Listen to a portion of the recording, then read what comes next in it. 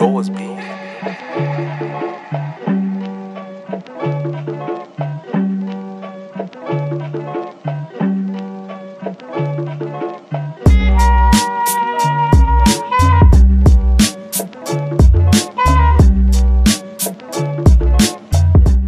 What's up les gars yi nga xamante ni yéen a ngi bàyyi xel seen chaîne Block to Edge maa ngi leen di siyaaraada di leen wax mbaa yéen a ngi koy yëg mbaa yéen a ngi cool yéen a ngi dal jaamu aca ñi nga xamante ni abonné gun aca abonné leen te boo leen abonné ba pare bu leen fàtte ba seen cloche notification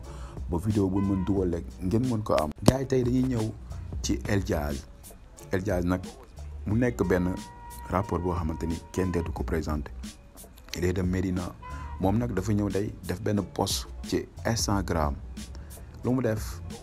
mu ngi nii ngeen di gis mu ni maa ngi yàq rab bi je m'en fous foog rab bu wow bi doxatul mu nekk loo xam ne nag métti na ñi nga xamante ni tey dañuy def rab bu wow bi ak melomaan yi nga xam ne dañuy kiffee rab bu wow bi.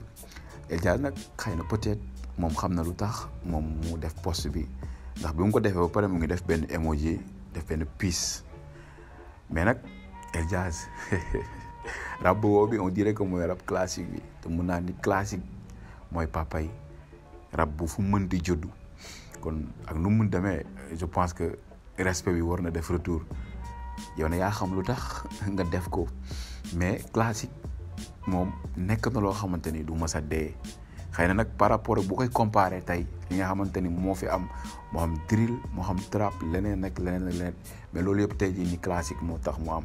mais yëngal nga gars yi nga xamante ni tey jii ñooy def rap bu dëgër bi yëngal nga gars yi nga xamante ni tey ñooy kiffee rap bu waaw bi aci les gars yéen tamit seen xalaat ngeen def seen commentaire pourquoi El Jazz def post bi genre dafa gis ni rap bu dëgër bi dafa doxatul parce que gars yi doon def rap bu dëgër bi déggatuñ leen wala juste dafa ñëw pour saboter aci les gars les commentaires ci suuf te bu ngeen commentaire ba pare bu leen fàttee defar